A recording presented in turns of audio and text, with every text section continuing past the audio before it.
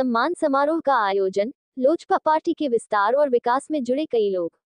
लखीसराय जिले से सुजीत कुमार संग रूपेश कुमार की रिपोर्ट। सोमवार को चानन प्रखंड के रामपुर ग्राम में सम्मान समारोह का आयोजन दोपहर 1 बजे किया गया। इसकी अध्यक्षता भूली बाबू ने की। इस समारोह में आए तमाम लोगों ने सबसे पहले स्वर्गीय रामविलास पासवान के चित्र पर अगरबत्ती जलाकर माल्यार्पण किया। इस समारोह के दौरान रवि सिंह ने कहा कि लोजपा के विस्तार के लिए हमें तैयार रहना होगा। हम चाहते हैं कि लोग इस पार्टी से जुड़े।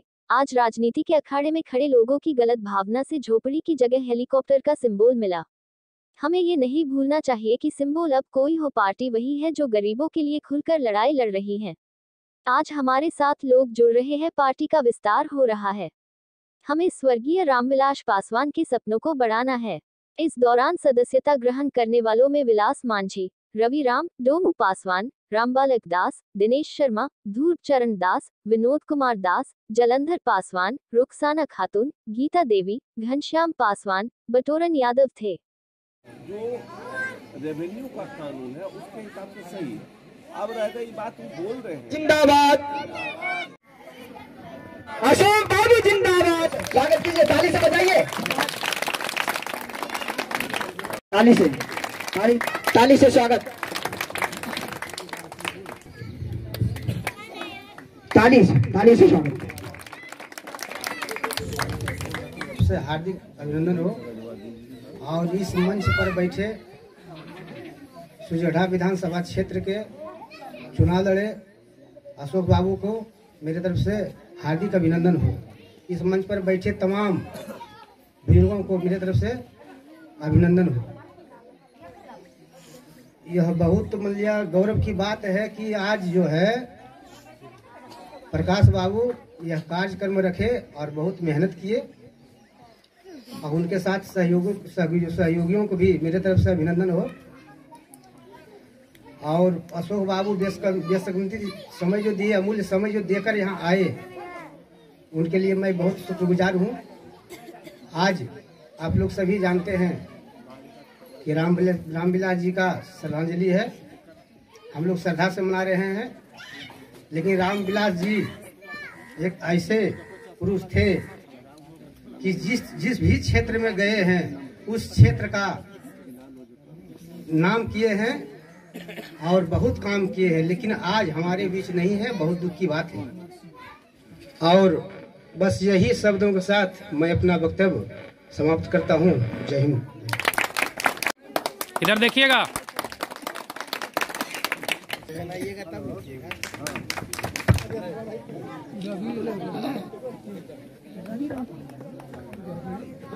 लोक जनशक्ति पार्टी जिंदाबाद, जिंदाबाद, जिंदाबाद, लोक जनशक्ति पार्टी जिंदाबाद। बताएंगे कि छोटे से गांव में आज कौन सा प्रोग्राम रखा गया और इसकी वजह क्या थी? चानन प्रखंड का इटौन पंचायत का ये रामपुर गांव है, और रामपुर गांव हमारे जो यहाँ के प्रखंड अध्यक्ष हैं जयप्रकाश जी, उनका गांव है। बैजनाथ यादव जी हमारे मित्र हैं, कार्यकर्ता हैं, और इन लोगों का ये था कि हम नया वर्ष में आप यहाँ आएँ और हम लोजपा परिवार के लोगों को बुलाएंगे, हम लोग उनको सम्मानित करेंगे। अब कोविड का काल है, इसलिए थोड़ा उसका ख्याल रखा गया कि कम से कम लोग आएँ और उसके हिसाब से लोग का हो। कुछ के साथ हमारे चानन के जो है सो बहुत सारे साथी लोजपा के प्रति बहुत अच्छा रुझान है, तो इसलिए बहुत सारे लोग यहाँ हमारे पार्टी में शामिल होना चाहते थे, तो उनको भी इसी कार्यक्रम में वो लोग शामिल हुए। इसीलिए आज हम लोग यहाँ आए हैं। हम आपके माध्यम से पूरे चाननवासी को, पूरे लखीसराय जिला वासी को नव वर्ष की हार्दिक शुभकामना देते हैं, और ये कामना करते हैं कि इस नए साल में हमारी पार्टी जो है सो फिर नए रूप में बिहार में खड़ी हो, और चानन के लोगों के जीवन में जो अभी तक अंधेरा है उसमें उजाला आए, और उसके लिए लोजपा रामविलास पार्टी के कार्यकर्ता के रूप में हम लोगों को जो योगदान देना होगा वो देंगे। कोरोना काल जो इस बार फिर दोबारा लौट के, उसके बारे में क्या संदेश देना चाहते हैं आप? कोरोना काल के बारे में आप जानते हैं कि वैश्विक महामारी है, और ये अब तीसरा लहर का बात हो रहा है, या कहिए कि आ गया तीसरा लहर। और ये जो एक ओमिक्रॉन जो इसका नया म्यूटेट करके वेरिएंट बना है, और उसके बारे में कहा जा रहा है कि यहाँ अपने देश में बहुत ज़्यादा घातक वो नहीं होगा, लेकिन कोरोना तो बीमारी है, किसी के लिए घातक हो सकती है। हम तमाम लोगों से ये अपील करेंगे, चाननवासी से, कि कोरोना का जो गाइडलाइन है उसका पालन करें, बाहर निकलें तो मास्क लगा के ही निकलें, और जो कोविड का गाइडलाइन है उसको माने, हाथ बराबर धोते रहें खाना खाने के पहले। और मुझको लगता है कि जो लोग अभी तक वैक्सीन ले चुके हैं वो तो ले चुके हैं, अब 18 साल से कम उम्र वाले बच्चों का भी कोविड का शायद वैक्सीनेशन शुरू हुआ है तो उनको लें। जो बुजुर्ग लोग 2 डोज ले चुके हैं, आगे उनके लिए बूस्टर डोज का उपाय है तो वो लें, क्योंकि वैक्सीनेशन पूरे विश्व में जो WHO का जो गाइडलाइन है उसके हिसाब से वैक्सीनेशन से हम इस बीमारी पर काबू पा सकते हैं। तो हम सब लोग से विनम्र निवेदन करते हैं कि वो गाइडलाइन का पालन करें, क्योंकि ये महामारी है और इस पर अगर हम लोग अपने जीवन में कुछ संयम रख लेते हैं तो निश्चित रूप से कि हम इसका फिर से मुकाबला करेंगे और एक बार फिर से भारत जीतेगा। सर, आपसे ये जानना चाहेंगे कि पुराने दिनों में पंचायतों में बहुत सारी ऐसी योजनाएं थी जो पूरी नहीं हो पाई। लोग कहते हैं कि पार्टी पॉलिटिक्स करके तमाम योजनाएं बाधित कर दी गई। अब नए सिरे से जब चुनाव हो गया है तो क्या तमाम जो भी योजनाएं आएगी वो परिपूर्ण होगी?